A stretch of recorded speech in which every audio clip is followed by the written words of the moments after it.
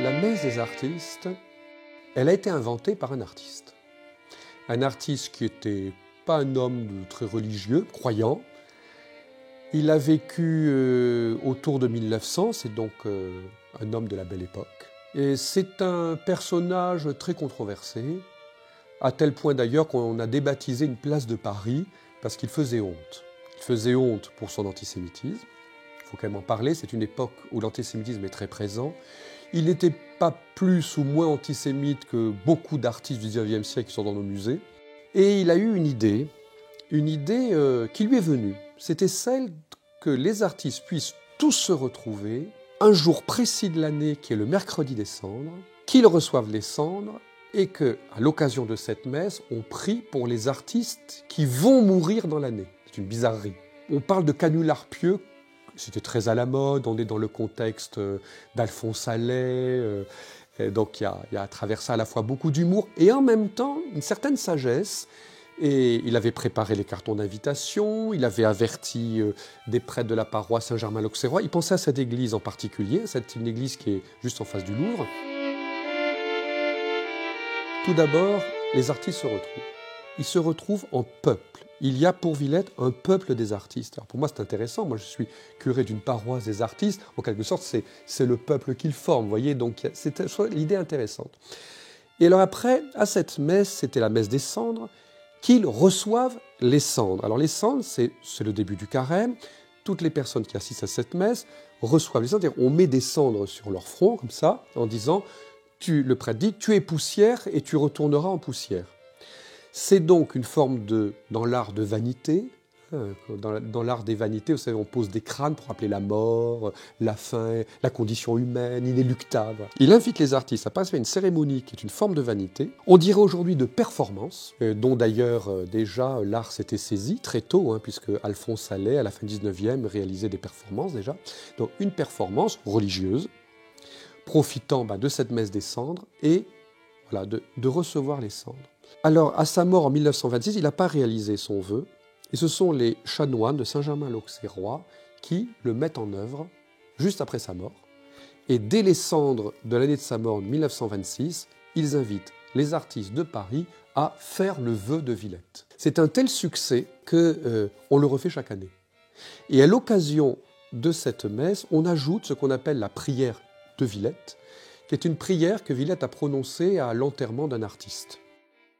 Donc on rajoute cette prière, qui est assez brève, et on prie de fait pour ceux qui vont mourir dans l'année. Alors c'est étrange parce que vraiment l'Église n'a pas de messe d'intention pour ceux qui vont mourir dans l'année. Et les chanoines l'ont fait quand même, ce qui était à l'époque un peu révolutionnaire. Et quand on allait à cette messe des artistes, ça faisait l'actualité. J'ai récupéré toute l'histoire de cette messe des artistes, on voit comment c'était dans les journaux, annoncé, prévu. Et vraiment les artistes, en vue de l'époque, y allaient, quoi. Et surtout ceux du monde du spectacle.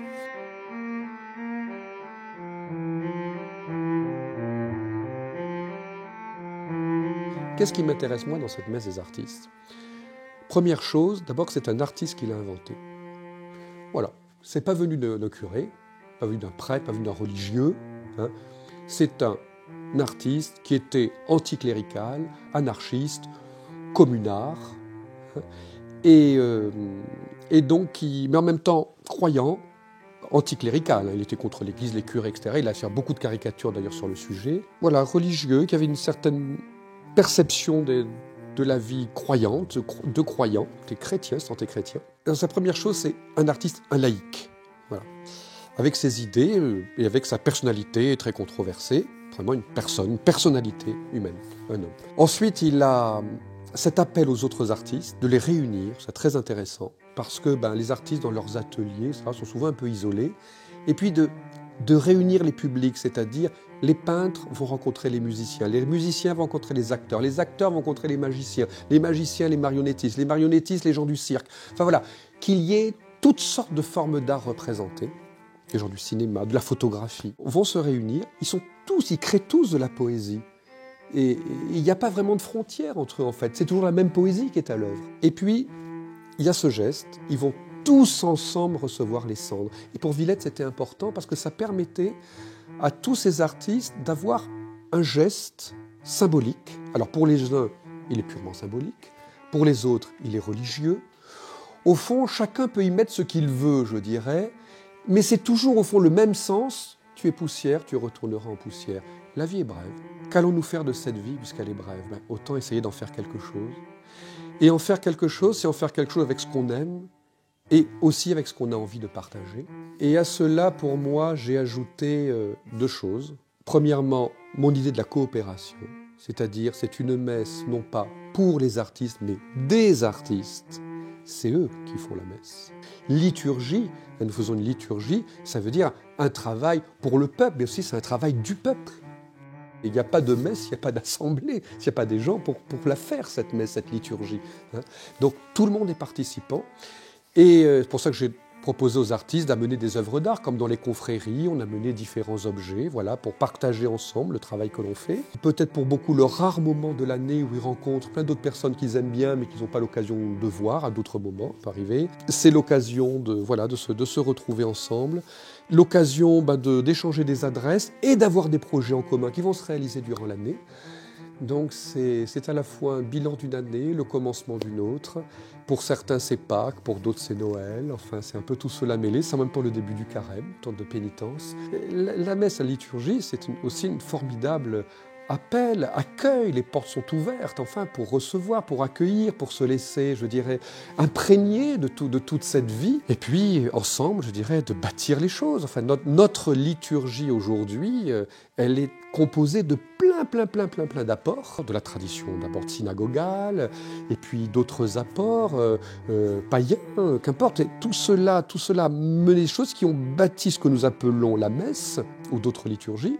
Pourquoi ne pas continuer cette œuvre commune et la faire grandir en accueillant d'autres paroles, d'autres voix, puis je dirais un moment de spiritualité, car j'ai remarqué au cours des années que les artistes m'ont demandé à chaque fois un pas de plus dans plus de spiritualité. À chacun sa manière de le nommer, mais qu'on y ait des temps de silence, pas simplement un moment festif, qu'il y ait ce moment grave. Grave en latin vient du mot latin qui veut dire ce qui est pesant.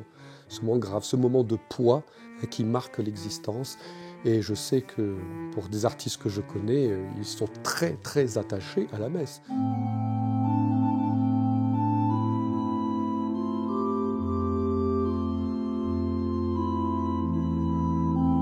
Le thème,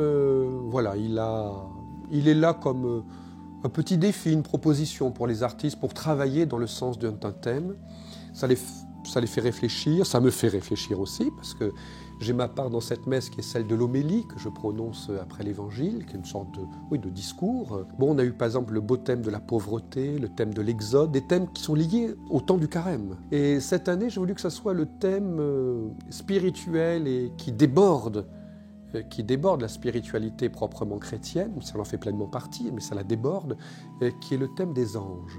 Non pas que c'est un objet de foi en tant que tel, c'est un objet qui permet à tout le monde de se retrouver et de s'ouvrir au monde invisible, de s'ouvrir à la mystique, d'ouvrir son intelligence à autre chose que simplement le monde tel que je le perçois ou que je peux ou pourrais le comprendre, cette réalité autre. L'Église, dans son credo, parle du monde invisible. Cela me paraît être important et tellement proche, au fond, du travail de l'artiste. Tellement proche du travail de l'artiste parce que l'artiste, dans son œuvre, dans son travail artistique, ne peut pas se donner de limites dans sa création artistique. Par là, il crée. Il poursuit le bien de son œuvre. Son œuvre l'appelle à réaliser des choses. Et je dirais, ce qui est éprouvant pour l'artiste, c'est justement de rencontrer en lui des résistances. Parce que l'œuvre, parfois, est exigeante et il préférerait aller vers d'autres directions. C'est Balzac qui pleure comme un enfant parce que son personnage est mort au milieu du roman. C'est Kafka qui s'accroche là à la rambarde de son escalier parce qu'il ne veut pas aller dans sa chambre pour écrire. Ça arrache quelque chose de soi, ça oblige à se dépasser, ça oblige à aller un peu plus loin. Une des difficultés, des responsabilités de l'artiste, je pense que les artistes, comme d'autres manières les scientifiques, mais les artistes sont peut-être en première ligne de cette éducation à la liberté, de cette exigence qu'il y a à faire advenir cette œuvre dont ils sont les serviteurs d'une certaine manière.